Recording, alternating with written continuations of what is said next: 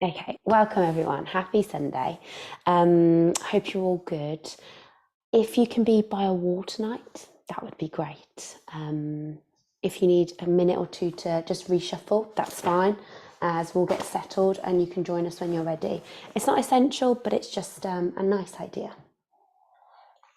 And what we're going to discuss actually this evening may have a bearing on your practice space. So, welcome, guys. Hope we're all good. So we're going to begin seated as always. So come to a comfortable seat. And remember, it's a good opportunity for you to choose a meditation or a seat that maybe you're working on, such as kneeling. I know that kneeling for me was always a bit of a struggle.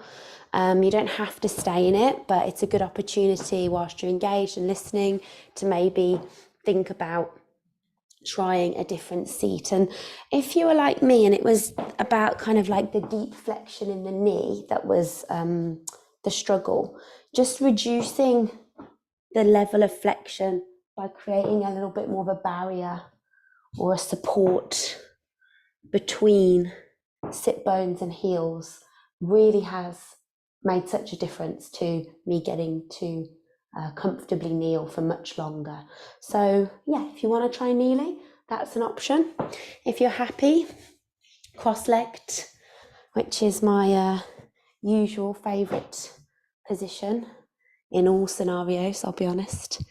Even in restaurants, my friends often say, Vicky, you're sitting cross-legged. I'm like, yeah, I'm going to. So come to find a comfortable seat of your choice, supported as much or as little as you'd like. I'm going to opt for kneeling with a little bit of support. Great. And begin to just settle. So maybe give yourself a shoulder roll. If you need a little shake out, please do. Anything else that's going to help you to find stillness.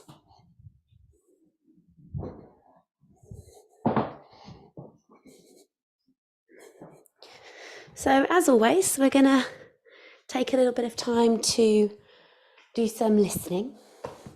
I'm going to be doing the reading. And if you remember last week, we spoke about the first yama of ahimsa, which, if you remember, translates to non-harming, non-violence, or I kind of think about it as kindness, compassion. And we kind of touched on how sometimes when we get to that point in our practice where we don't feel we're progressing very much, or the focus is on the asana, the shape of the body, we soon realize that actually yoga isn't a quick fix. And even though we might have got into our practice because of a niggle in our back or a busy mind, we realize that actually it's much of a deeper practice. It's a homecoming to discovering and finding out yourself. So we touched upon how sometimes that journey can be tricky and difficult, and we have to be kind to ourselves in those moments. We have to dig deep and continue. It's easy for us to retreat at those moments and think, you know what, I tried yoga, don't know if it's for me. My back's better now, my mind feels a bit clearer. But it's that continual dedicated practice that really is the life-changing stuff. So I thought today we could think about a bit more of a practical way to help you achieve that, because I know in the reality of busy lives, busy days, finding that time for your practice in the absence of a yoga studio or a class that works for you, and the fact that you're all attempting to practice more at home. There's a section in this book that really, really helped me, and it's a lot more practical of advice. So I'm going to just read that section to you now. So just listen. Of course, as always, if you want to take notes, you can, or make a a little, in fact, what I might do is I might kind of snip up some of these readings and include them in the newsletter, because they are super, super helpful. But yeah, just try your best to listen and yeah, just take it in rather than switching on the mind, which is what I tend to do. I might be like, oh my God, I need to remember what that was and I need to write that down, I need to do it. Just take it in today. I try and revisit what we did last week so that we kind of top up our learning. So get settled, get focused, take maybe a couple of grounding breaths, and I think everyone's with us now. So again, just some practical advice this week. Again, from this same book that we've been using so far. Week 5 we're on, if you've been joining me every week. So, okay, here we go. And it's about your practice space. So one of the simplest ways we can make firm our desire to practice yoga is to choose a particular place for our formal practice. And if possible, a particular time each day to visit this place. While having an extra room in the house to devote solely to practice is very fortunate, it is by no means necessary. A small area in your bedroom or living room will work perfectly well, and if you can have privacy and quiet during that time you are practicing. If you work at home, try to ensure your practice space is far away enough from your office to give you the necessary mental distance from the distractions of work. Just as a church, temple or synagogue develops a palpable air of serenity and calm, your practice space over time can become your own personal sanctuary. Try to keep this place clean and fresh and regularly clear the space of any distracting paraphernalia that may have accumulated over time. You may want to create a small altar or a focal point for your practice space where you may light a candle, place a fresh flower daily, or have pictures of family members, friends, teachers, or articles, quotes that hold meaning to you. You may also want to place any pictures of people who are ill or suffering from whom you wish to hold in your heart. Make a point of attending to this focal point each day. Maybe brushing away some old ash from incense, dusting clean any objects or statues, so that you are beginning each practice in a gesture of renewal and focused attention. Have all of your yoga equipment nearby, whether that's your mat, a meditation cushion, props, accessories, or books, neatly stored and ready to hand. If possible, do not use these things for any other purpose. A yoga blanket covered with cracker crumbs or dog hair is not likely to inspire your practice. When you assign a single purpose to a place and the objects in it, gradually your practice space will become a sacred ritual. Each time you visit your space, make a deliberate attempt to secure your peace and quiet during this time. Let the answer machine take your calls. Let other householders know that you do not wish to be disturbed, to reinforce your attention to focus inward. If you live with others, you may need to schedule your practice early in the morning before the rest of the household are in full swing. And if private time runs counter to your responsibilities, which can often be the case for parents with young children, graciously welcome your infants and children into the practice space, integrating it as best as you can with your duty to those in your care and the commitment to yourself. Children and animals are particularly sensitive to their environment and will often join in a practice in the spirit of playfulness and curiosity, becoming quiet as the practice session continues. I've watched children who regularly enjoy being with their parents during practice time, even if only to fall asleep nestled in their parents' laps while the adult meditates.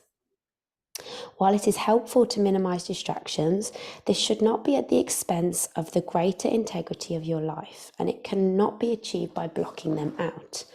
A ringing phone, the neighbour's dog barking, the repair person who arrives just as you are settling in. These are all opportunities to stay centered in the midst of everyday life.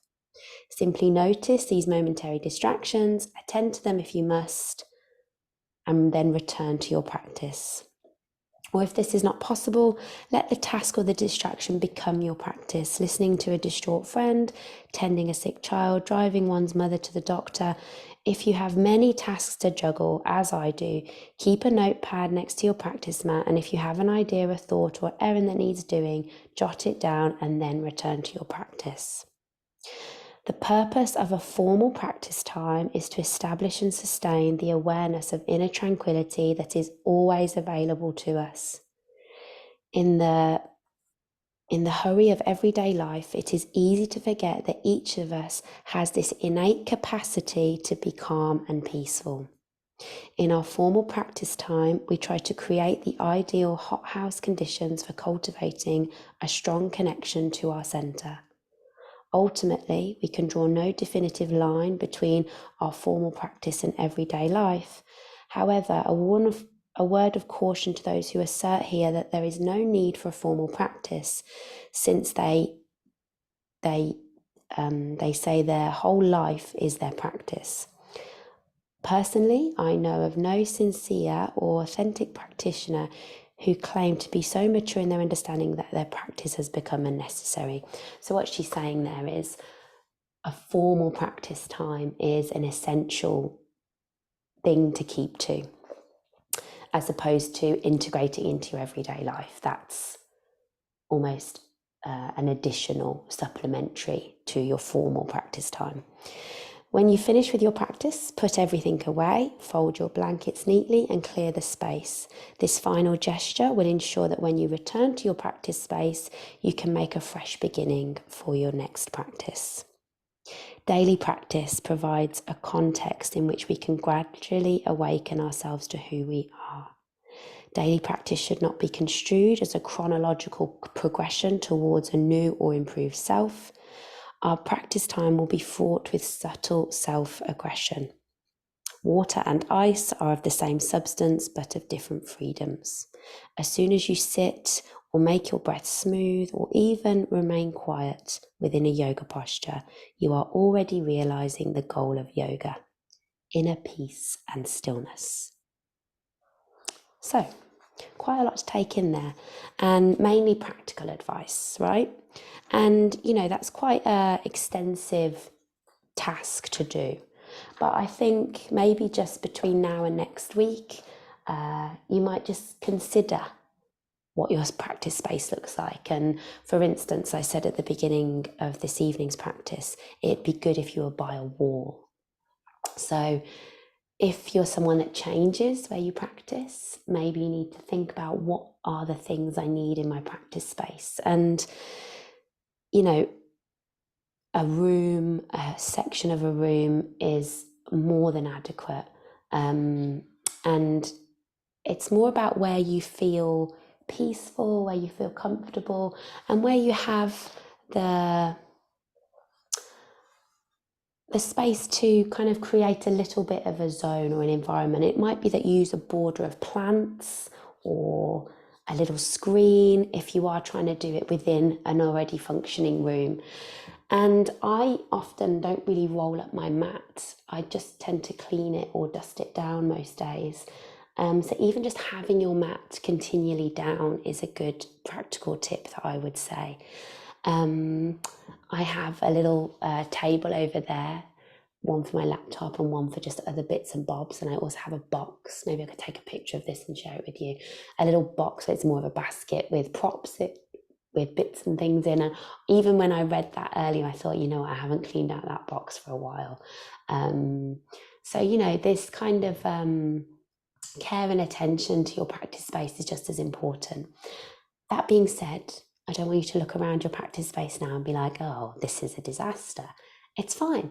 It took me a long time to establish a practice space. And also when you move house or you change jobs or you move your room around, or they can change, but the regularity and the consistency of having a clean, organized, tidy space with everything you need nearby really can encourage you to practice more regularly. And I often say your mat is like a little zone of like, oh, thank goodness I'm on my mat. I can release, breathe, have some time to be me.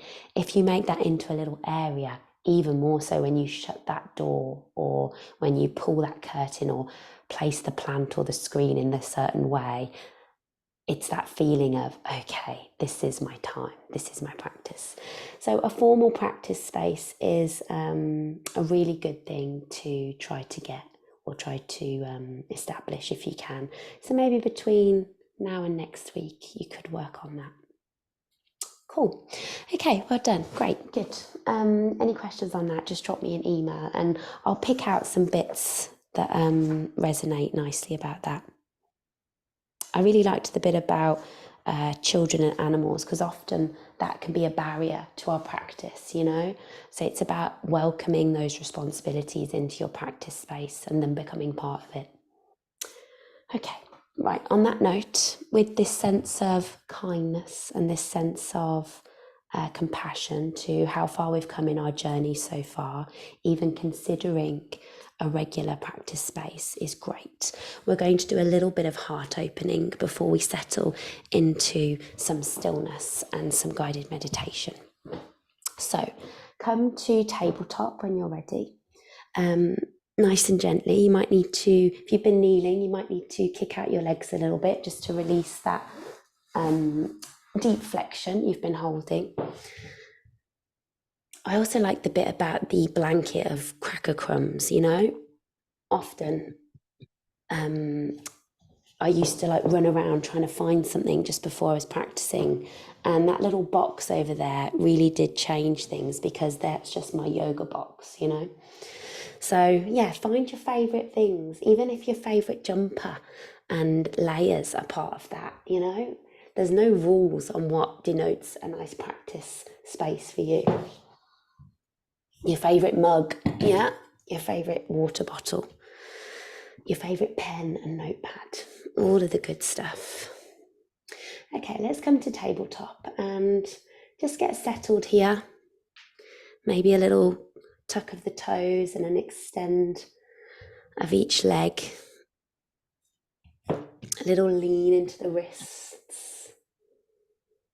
Forwards, backwards, side to side, maybe some circles. So we'll spend a bit of time holding about 4 postures this evening, all centered around opening up the heart space. So before we get into the first one, let's just do a few spinal movements, so some cats and cows, and maybe focusing a little bit more on the the cow, the dipping of the belly, the rolling back of the shoulders, the forward movement of the chest, and then exhale to round. Good. Inhale to dip the belly, lift the chin, and exhale to round. Good. So we're going to come into melting heart. Before we do, let's just sit back on the heels again, and let's just reach the arms behind us, clasping the hands or just floating the fingertips to the lower back. I really don't mind, but let's just take a little bit of an opening through the front of the chest. If you have clasped the hands, try and rotate the palms to face out so that we have our thumbs kind of pointing to the sky as opposed to pointing down. Just take a few breaths here. Lifting the knuckles nice and high, or really pressing into the low back, drawing elbows back, broadening through the front of the chest. Nice. So we should feel okay for melting heart. Now, I'm going to give you the option on the floor, which is padding the hands forward and coming down, as we probably know. But I'll also give you the option of doing this at the wall. And you don't have to stand to do this, so you can stay kneeling, so move your blanket if you need to. And it's exactly the same, and it provides a bit less weight. So if you find that in melting heart, your arms become a little bit uncomfortable, or it feels like you can't hold your body weight, this is a nice alternative. You use the wall just like you would use the floor. And also for me, this provides me a little bit more space. And because we're going to hold this for about 3 minutes, I kind of want you to feel the benefit of that space across the front of the chest as opposed to your arms struggling to hold you up. So whenever you're ready, ease yourself either into a wall position of melting heart. It's exactly the same, the hips stay over the knees, and it's just like you're bringing your collarbones, so you're trying to give the wall a little kiss. Or you come to all fours, and we will start our 3 minutes about now. So wherever you are, try to really ease down. Remember, we've got 3 minutes, so don't go to your full expression. Think about just easing down a little more with each exhale. And if you haven't set up your breath yet, take a nice long exhale now. Breathe in for 1, 2, 3. Breathing out for 3, 2, 1. Good. Keep that up, guys. Breathing in and breathing out.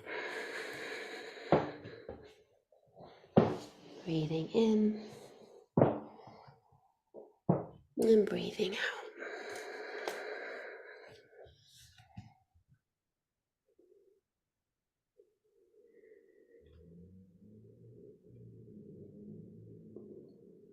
So if the mind is a little bit busy and it's already wandering, be kind. Remember, that's happening to most of us pretty much all the time in our practice. I spoke to someone earlier this week about meditation, and he said to me, I thought I was doing it wrong for a really long time, but then I realised every time I was guiding myself back from wherever I floated off to, distractions of the day ahead or the week, he said, I didn't realise that is my meditation practice. I was like, absolutely.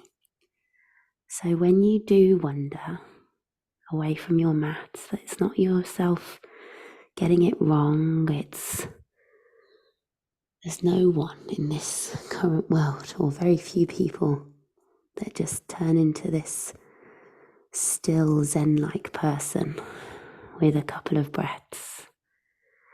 Your meditation practice, your yoga practice, your breathwork practice is often you gently and kindly guiding yourself back to your focus. Whether that's holding this position, whether that's staying in tune with your breath, or whether that's stilling the thoughts of the mind, or a combination of all three. So you've got 30 more seconds here, so just go gently and maybe find a little bit of a deeper expression for your last few breaths if it feels like you can.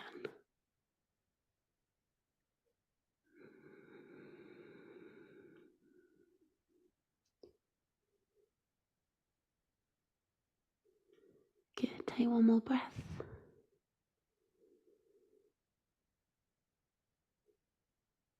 Good, and then push into the hands, whether they are at the wall or on the floor, and we'll all just ease ourselves back to kneeling.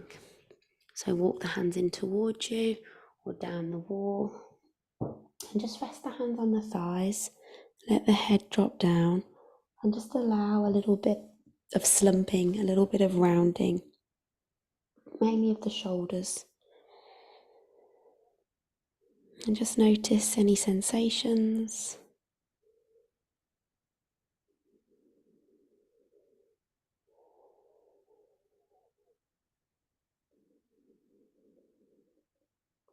Try and take a few deep breaths here.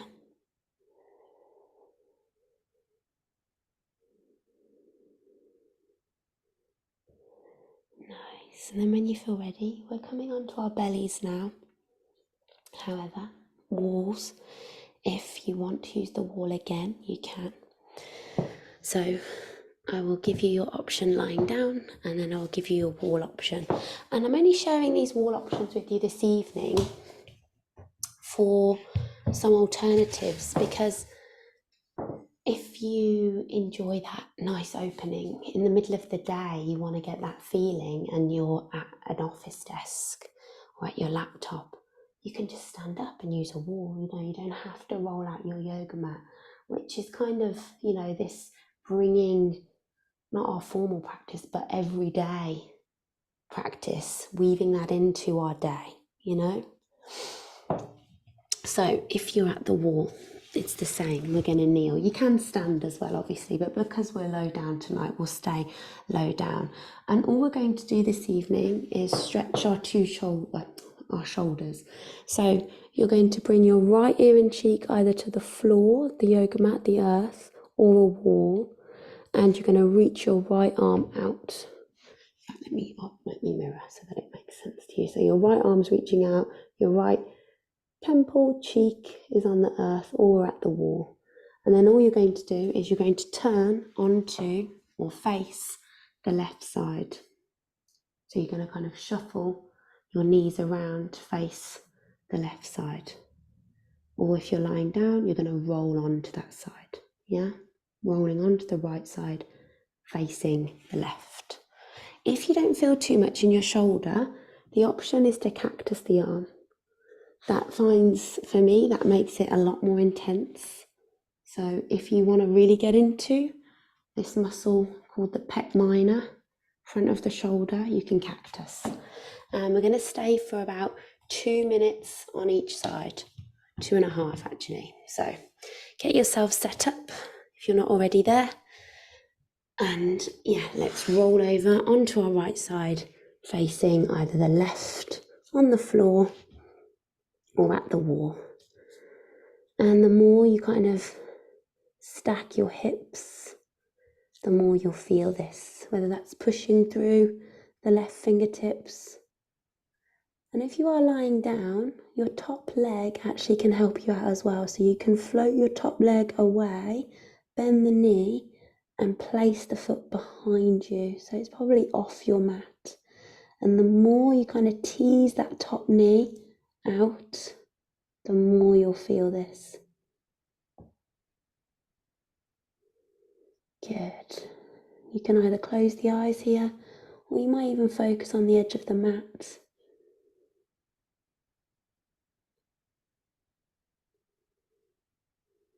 Yogi's choice.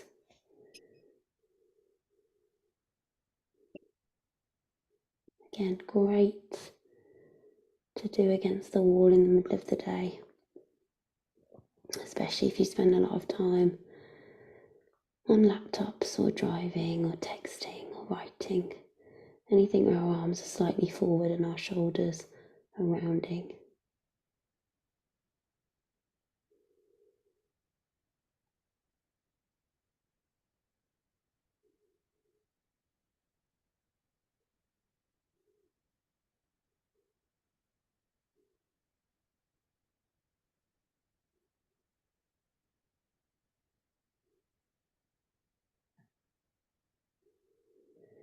Can you get the breath nice and smooth, nice and long? Still consciously breathing. Last 30 seconds. The opportunity to maybe go just a touch deeper, whether that's pushing through the left hand or teasing the top leg.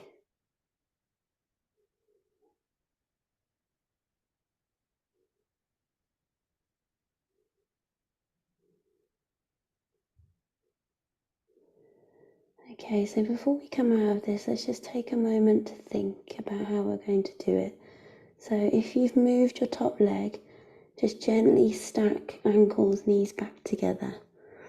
If you're at the wall, just come back to face the wall. If you're on the floor, roll back onto your belly. And just take a moment, if you're lying on the floor, to bring your hands either side of your hips and let the shoulders slump forward. If you're at the wall, just come back to that kneeling position where your hands are just on your thighs and you're slumped forward a little bit, head heavy.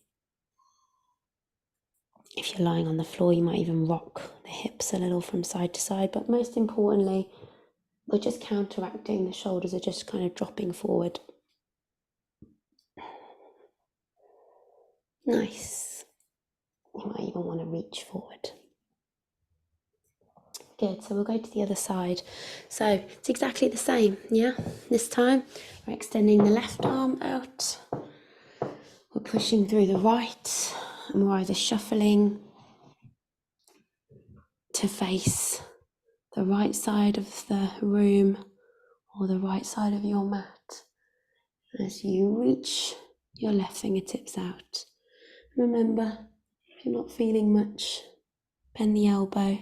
See if the cactus has a bit of different feel. And I find the lying on the floor version is a little bit more intense because you've got a little bit more weight, just like with our melting heart. So if you think when you're standing against the wall, you've got a little bit more control over the weight, where it feels, it needs a little bit of a micro movement. Whereas when you're on the floor, the whole of your body is kind of being pulled downwards. Good, so again, we've already started, so 2.5 minutes on this side now. And remember, you've got that option, if you're on the floor, of lifting the top leg, bending the knee and planting the foot behind you, teasing that knee open, sending a little bit more into the stretch.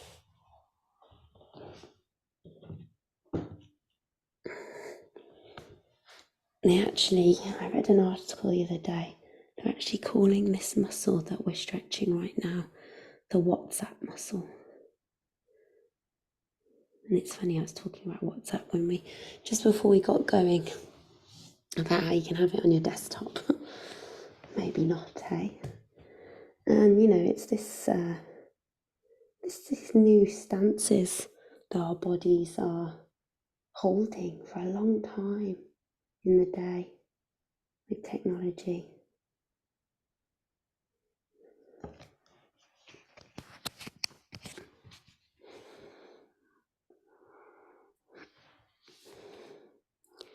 But hey, we just got to be aware of it.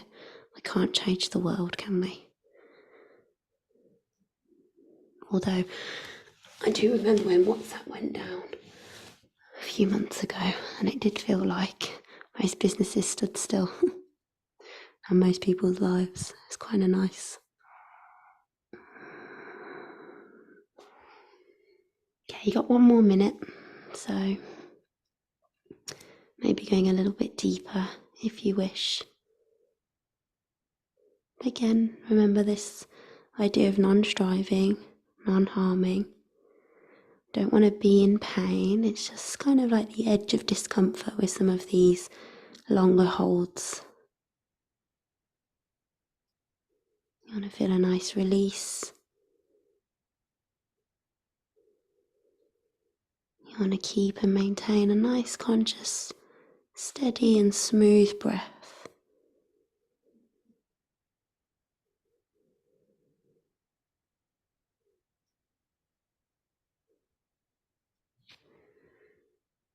Okay, last few seconds, maybe just take 2 more breaths.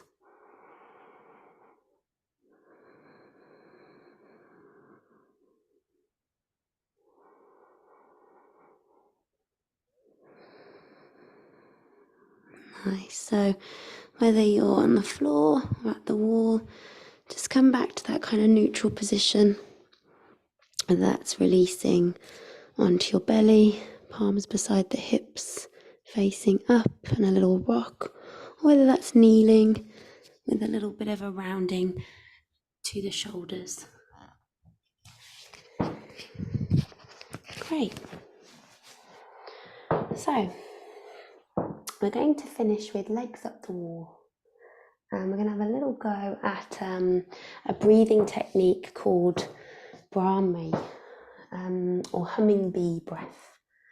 And it's Mental Health Awareness Week this week. And I find this breath technique really good and the focus, of Mental Health Awareness Week is anxiety. And I find this particular breathing technique really soothing and really calming. We all know that anxiety is generally a reaction of the nervous system where everything ramps up. So the breath really is a fantastic tool to find calm. And, you know, in the absence of time and, you know, where you are when you feel anxious, just some deep breathing is great. 10 deep breaths would be fantastic, even 3. Yeah, really exhaling out of the mouth. But this one's really lovely to do if you've got the time and the space. So come to lie with your legs up the wall. Unless you don't want to, you can just lie down straight on your mat. If you're trying to get your legs up the wall, just be aware, the closer you sit to the wall, try and get your hip bone right up against the wall before you recline back. And then once you're there, you can swing the legs up and just be mindful. You haven't got any dirt or anything on your feet. If you're anything like me, my feet are always dirty because I'm always barefoot. I feel like I've got a continual stain on my feet forever. But anyway, that's another story. So, legs at the wall is really nice. And I always like to take my arms really wide as well. So, like aeroplane wings with the palms facing up. Now, we are going to use our hands actually to plug our ears. So, although we're going to get settled for a moment, once we get into the breathing technique, we are going to plug our ears.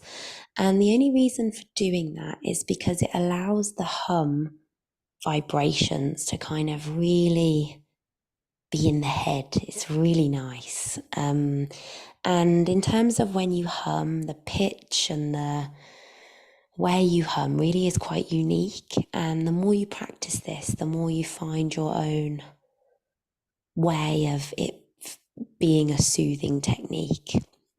So we'll do this by me doing a couple of rounds, but then really it is very much an individual practice. I don't want my hum length and pitch to put you off your own. So I'll kind of demonstrate a couple and then I'm just going to leave you to kind of get on with it and maybe just do 8 to 10. 8 to 10 is more than enough. And the idea is that you inhale fully through the nose and then with your ears plugged, you hum out through the mouth as you exhale. And you just make a nice little humming sound. There are other ways you can kind of plug your eyes and things like that, but you really don't have to. You can just hum. I'll demonstrate and then you can just have a go on your own. I'm conscious that I'm going to demonstrate and you may want to look at my demonstration, but you really don't need to. It's mainly just about listening. But I'm going to plug, but by all means, if you want to sit up after I've just got you down, you can. But you're going to plug your ears nice and gently with your thumbs. And how I do it is I kind of press on that kind of knobbly bit of the ear. I should know the name of that. So I don't kind of stick my finger in my ear. I press on the little bit that flicks out, which kind of plugs my ear nice and closed. It's called your tragus, I think it's called your tragus. Anyway, so plug that with your thumbs, and then even just doing that and talking now for me, I can hear my voice really quite differently within my head. It's like a distant, soothing niceness. So you take a big breath in through the nose, and then you hum.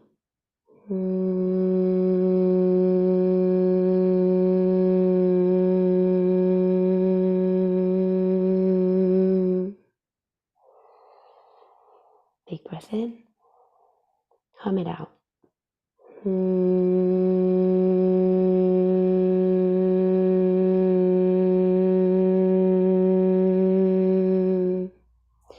So the length of the hum can be as long as the exhale is.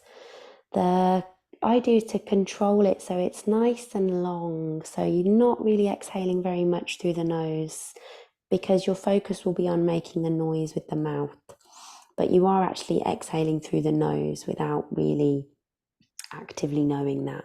So it's a big breath in through the nose and then focus on making the sound and the hum. So I'll give you a few moments just to have a go. I'm just going to make sure everyone's on mute so we don't put one another off. And like I said, just take about 8 to 10 rounds on your own. Plug in your ears, big breath in.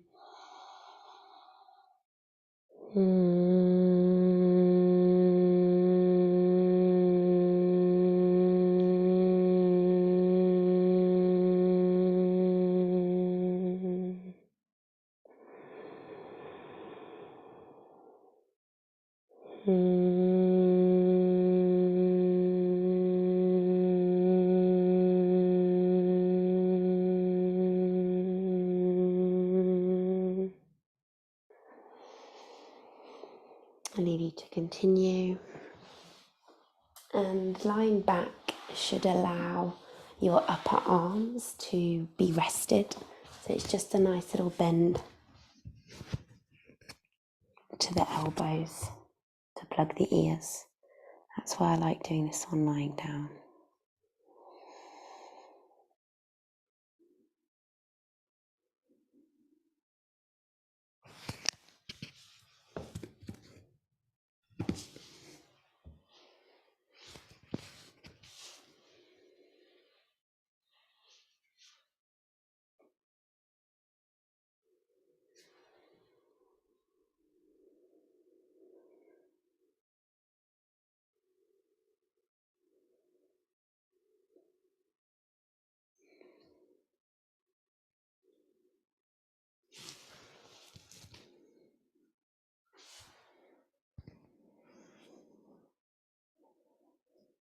Let's all take one more round.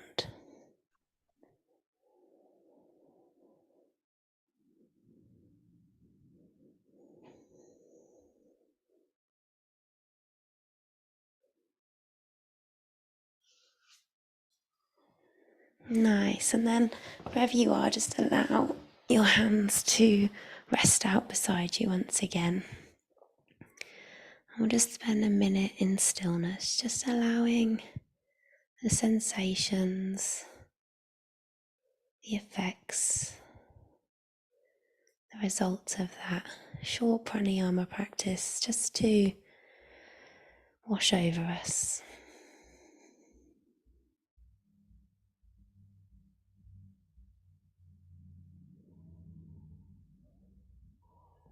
I find with that one, the more rounds you do, the more soothing and the more relaxed you become.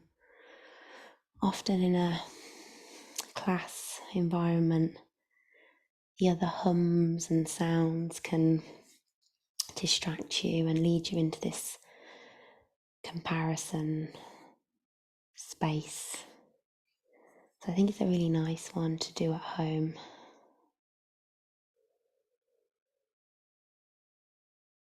When you feel ready, just breathe a little more deeply.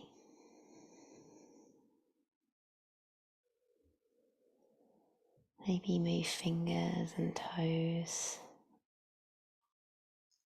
You might want to lift the feet away from the wall and just hug the knees in. Take a gentle rock from side to side until you roll all the way to one side, and just take a moment here. Your eyes might still be closed, or you may have blinked them open.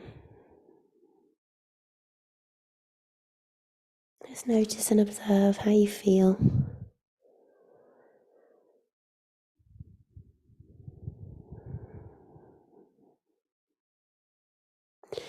And when you're ready, let's push ourselves up, come back to a comfortable seat. Well done, guys. Hopefully you got a lot from that this evening. Have a think about your practice space. Might evolve slowly over time. Have a lovely rest of your evening. Go gently, go kindly. And I'll look forward to either seeing you at some point in the week for our wake up or our evening practices. If not, same time next week for Self-Care Sunday. Any questions, drop me an email or hang around after if you want. If not, have a lovely one. Enjoy the evening. The sun is still shining here in Birmingham, so maybe sit outside if you can. And yeah, have a good week ahead. Well done, guys. Thank you, Vicky. You're more than welcome. Thank you. Thanks, guys. Well done. No worries. Thank you. You're more than welcome. Take care, guys. Well done.